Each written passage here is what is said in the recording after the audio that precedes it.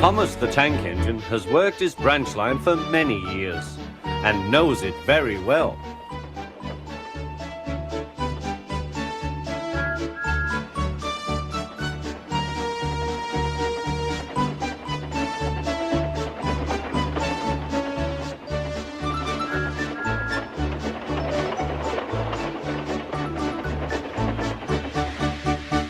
You know just where to stop, Thomas, laughed his driver. You could almost manage it without me. Thomas had become conceited. He didn't realize his driver was joking. Later, he boasted to the others. Driver says I don't need him now. Don't be so daft, snorted Percy. I'd never go without my driver, said Toby earnestly. I'd be frightened. Huh, boasted Thomas. I'm not scared. You'd never dare. I would then. You'll see. The next morning, the firelighter came. Thomas drowsed comfortably as the warmth spread through his boiler. Percy and Toby were still asleep. Thomas suddenly remembered. Silly stick in the mud, he chuckled. I'll show them. Driver said I could manage without him. I'll just go out. Then I'll stop and wheesh. That'll make them jump.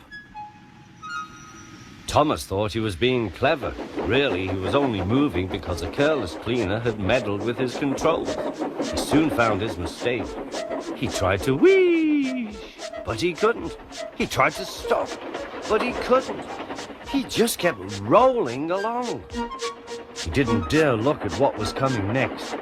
There was the station master's house. The station master was about to have breakfast. Horrors! Cried Thomas, and shut his eyes. The house rocked. Broken glass tinkled.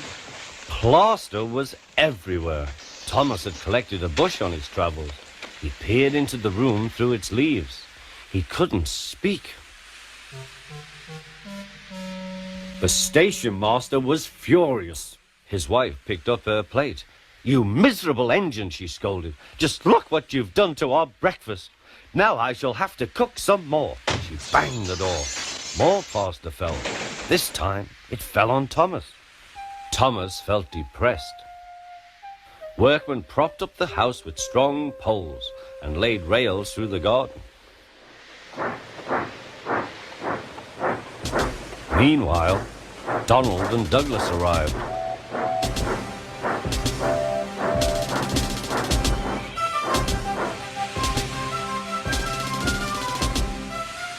Don't fash yourself, Thomas. We'll soon have you back on the rails, they laughed.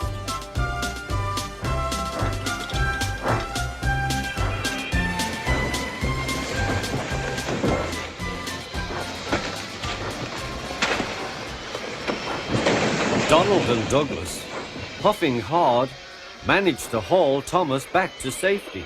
Bits of fencing, the bush, and a broken window frame festooned his front, which was badly twisted. The twins laughed and left him. Thomas was in disgrace. There was worse to come. You are a very naughty engine. I know, sir. I'm sorry, sir. Thomas's voice was muffled behind his bush. You must go to the works and have your front mended. It will be a long job. Yes, sir. Meanwhile, a diesel rail car will do your work. A diesel, sir? Thomas spluttered. Yes, Thomas. Diesels always stay in their sheds till they are wanted. Diesels never gallivant off to breakfast in station masters' houses.